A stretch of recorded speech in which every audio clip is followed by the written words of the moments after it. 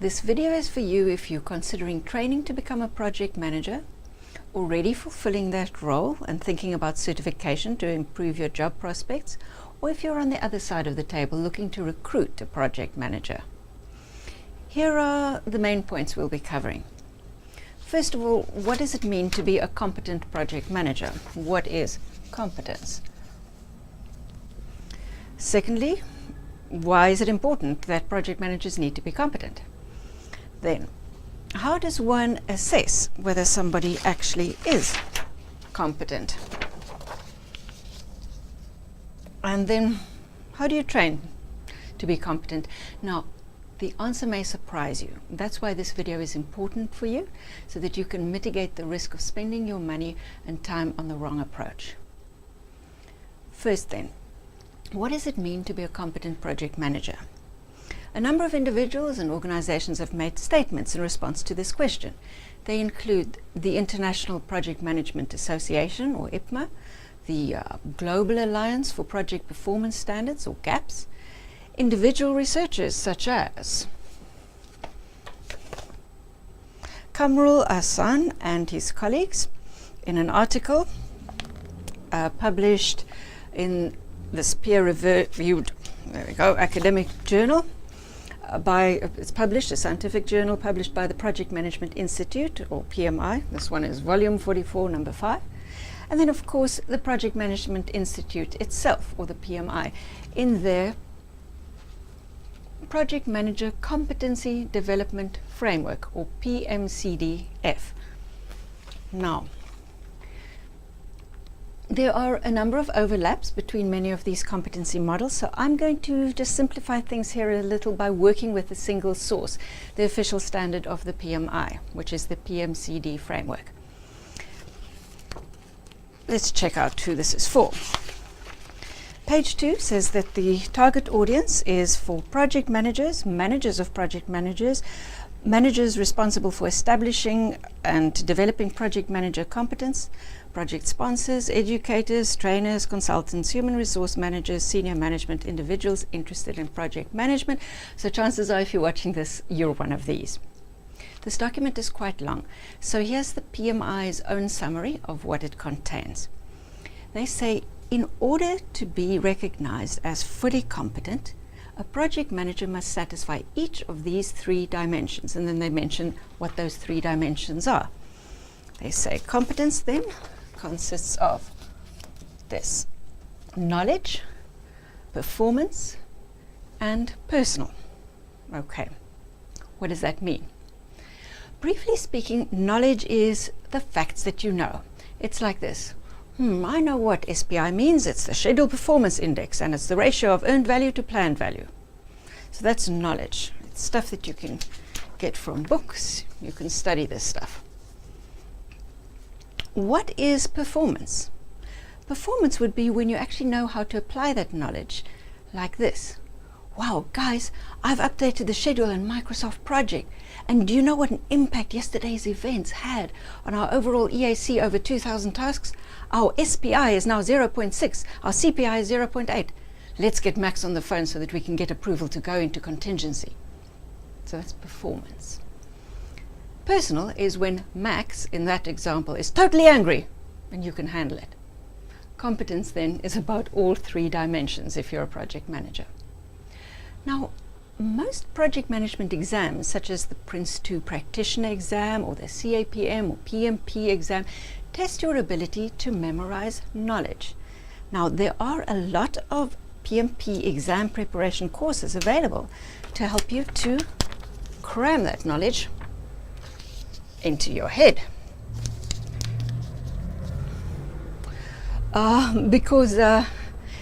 And some courses yield a higher pass rate than others. Let's just remind ourselves of what we're working towards there. Certificate. Good. Okay, educational researchers indicate that the average time it takes for you to lose the bulk of this knowledge, if you're not applying it, is about 2 weeks. But what you do retain is a piece of paper, yay, By the way, neither the PMP nor the Prince 2 practitioner or most other local or internationally recognized project management certificates, those exams, assess the performance or the personal dimensions. Assessment should not be confused with checking eligibility. Some of them do require that you have some work experience before, but they're not checking on those two dimensions. Why do project managers need to be competent? Why do they need the knowledge, performance, and personal attributes? Why not just a piece of paper? To answer that question, I'll use a little story. The Sirius Corporation wants to regularly move bulk supplies at short notice from Dagestan to Madagascar, which is an island. So they're looking for a pilot to fly their bulk cargo plane. Right. And this is about cargo. Right. Now, this is Rover. He's been driving bulk cargo for a number of years between Hounsville and other cities. Right. Over the years, he's modified his truck to make it work for him, and he's moved a lot of cargo. But Rover wants a new job. Rover's done a certificate course which explains all these requirements for flying cargo. Now, let's introduce someone else. This is you. You're in recruitment. Sorry if this doesn't look like you, just play along for now, okay? Now, Rover has an international certificate in cargo flying, but he hasn't ever flown a plane before. How would you know whether Rover is competent or not? Is there any reason why you shouldn't give Rover a chance to prove his worth by appointing him? He knows cargo, he has a certificate. He's moved cargo before with his own truck, which he modified himself, but not by plane or any other kind of vehicle. Now, what does this have to do with project management? Let's change things a bit in this picture. Instead of being a truck driver, Rover is now someone who's managed projects for many years.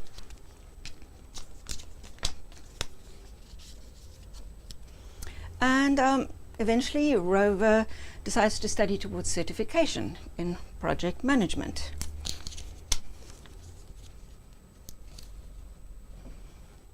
Okay. Now, the reason he has to cram so much of this stuff is because, for that exam, it's because the way that he's been managing projects is very different from the way in which the book says. Because the course material assumes that Rover is going to have a special vehicle for doing his work.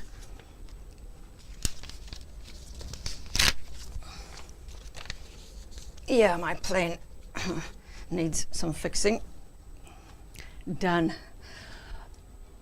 And in this case, the specific formal project management processes and systems which have been implemented by the organization in line with the PMBOK, the Project Management Body of Knowledge, or Prince 2, or some other standard. And this formal setup is assumed to be in good working order and serviced by various supporting staff members, with the top dog understanding the system and providing clear direction of where this is supposed to go.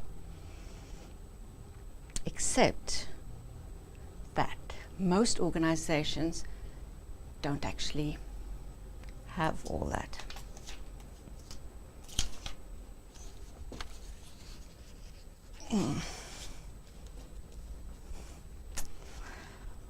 They don't know that Rover would need this kind of vehicle, and they don't know that Rover's certificate doesn't mean that he doesn't actually have any experience in driving this other kind of vehicle either. In fact, what they're kind of thinking is that whatever Rover needs to do to drive this project, he'll be able to do it because he has this certificate.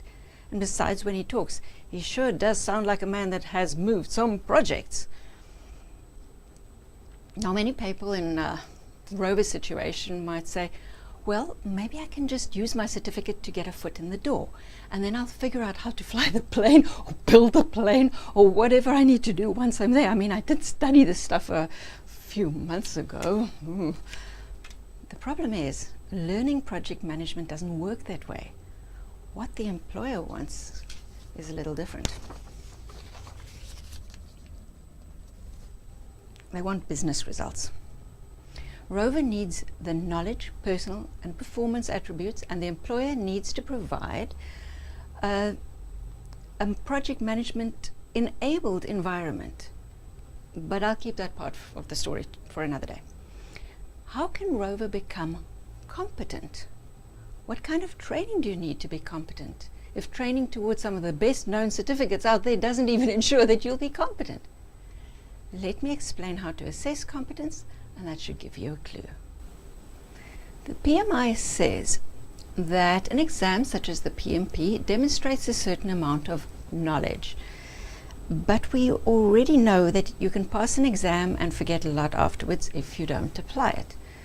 So clearly the exam should be written after you've actually been applying all this stuff for a while, the stuff that they cover in the exam, not after you've been doing things in your own way. And by the way, this truck may work okay for some situations, but using other vehicles becomes relevant when the project is bigger or more complex or different in some way, which requires more streamlining, checkpoints and other things to deal with risk. How do you assess performance? It's not that simple to do it formally. Ask me, I'm a SACO accredited assessment designer. But the principles are fairly simple, and if we follow those, we'll do a lot better than if we avoid the issue, because it can get complicated. Let's take a look what the PMI has to say about that. I'm referring once again to the PMCDF framework and the directives on how to assess performance. Now they say, for example, that if the performance criteria are that you should understand the project alignment, then what evidence would there be for that? Description of project alignment. If the performance criterion is that you will establish the project's high-level assumptions and constraints, then you will have documented assumptions and constraints. If the evidence requires, or if the performance criteria are that you've got to be able to identify, qualify and quantify the project's high-level risk, what evidence? A risk register containing identified, qualified and quantified high-level risks. So we can see that evidence of performance is typically contained in documents. And there are about 10 pages, in fact exactly 10 pages here, are the list of documents which would have to be demonstrated, have to be produced to show performance according to the PMI's PMBOK is 10 pages long. And that's a lot of documents. By the way, in the PMP exam, you're not required to produce even a single document or a paragraph or a sentence. And so it's clear why that exam only shows some knowledge, some memorization of these names of processes and so on. You don't actually have to apply any of this in your real work. Okay. Personal. How do you assess the personal stuff? Well, let's just see what the PMI has to say about that. Personal competencies are described as being communicating, leading, managing, cognitive ability being described as applies an appropriate depth of perception, discernment and judgment to effectively direct a project in a changing and enabling environment. And then effectiveness itself is also looked at, and professionalism. Those are the personal attributes. How do you assess that? Well, they give some guidelines for that as well. They say, for example, if you have to actively listen, that's one of the things that one would want to look at. How do you know whether you've actively listened? There would be some survey results from stakeholders, whether you've actively listened, documented observations on communication, and documented feedback on empathy and understanding towards others' point of view.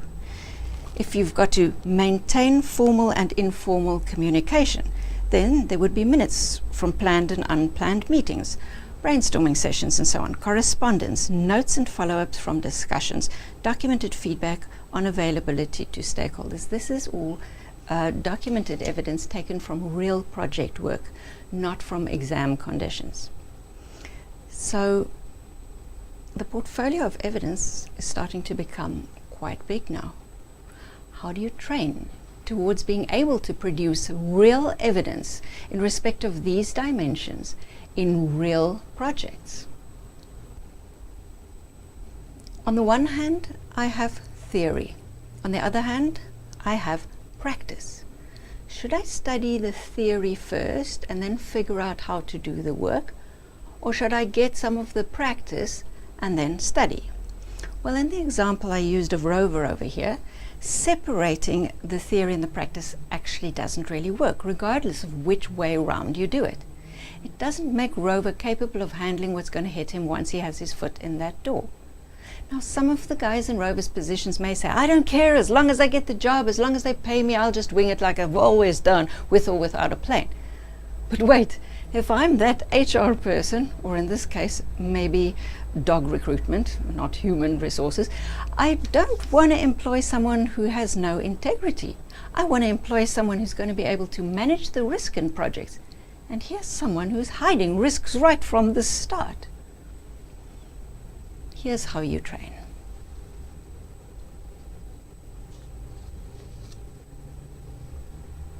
You dance. You tango. You rock. Cute. What does that mean in practice? You study while you're working on real projects, and you integrate what you're learning in real projects, and you produce evidence of how you've integrated the principles and tools and techniques in your work. Following standards. You start with small victories. You make many mistakes. Not simulations, not case studies, not just drawing pretty Gantt chart on the start of the project, because if you do that, there's no way you're going to satisfy the actual requirements of responsible project planning and reporting on deviations in time and money and other aspects over 2 or 10,000 tasks in the kind of project envisaged by the PMBOK guide, which is the PMI standard for project management. You do it throughout your project. Now, although managing a project is essentially about leading and organizing, there are a number of requirements of the PMBOK that can't just be done effectively without skill in project scheduling, and effectiveness is one of the framework's criteria for competence.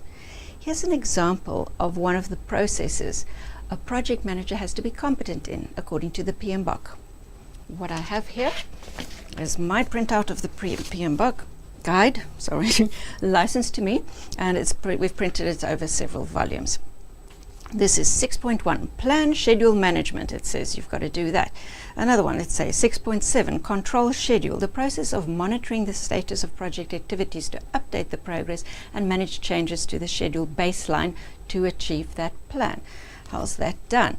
Let's take a look at something else. 7.4 says control costs. How is that done? It says here in 7.4.2.5, project management software is typically used for this. So in my project communication plan, how will I communicate the project status to multiple stakeholders if I don't know how to track progress across the whole project using professional project scheduling software? And so I could continue through most of the 47 processes they talk about in the standard, where you're going to get lost if you can't schedule a project and track progress against baselines with a fair amount of expertise.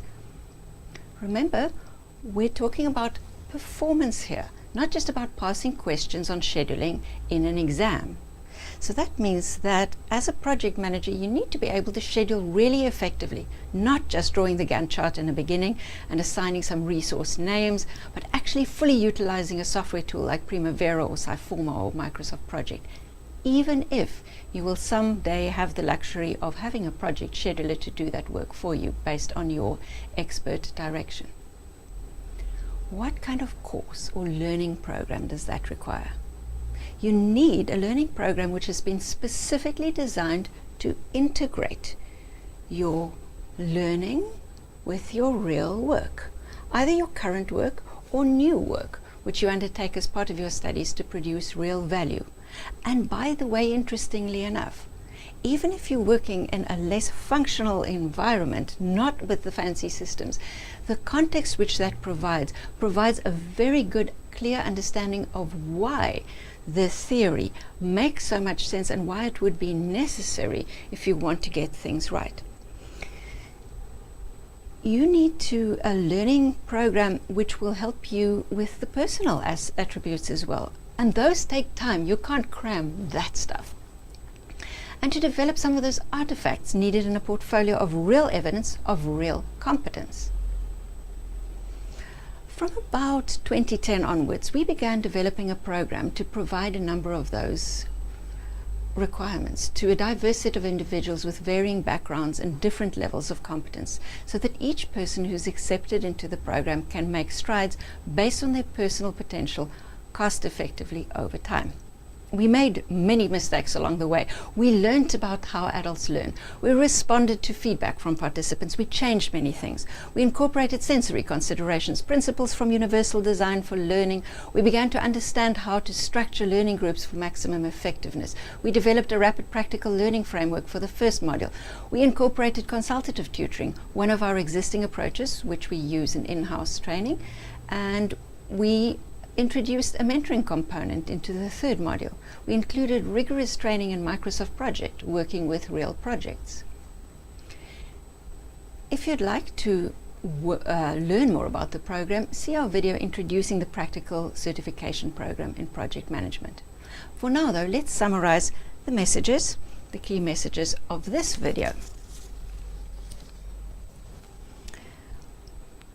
In project management, competence is about the ability to do the job and deliver value. Competence cannot be measured merely by passing an exam, although we do believe that international exams have value and we incorporate exams in our learning program. But demonstrating competence as a project manager also requires concrete evidence of the required performance and personal attributes. How do you study? Learning the theory, then going to apply, or the other way around, just isn't logical in the real world. Integrity and integration are interdependent. Your learning must be integrated with who you are, where you are in life, with the real projects in which you work, in which you have to discern what is best in respect of the risks and be accountable for what you decide.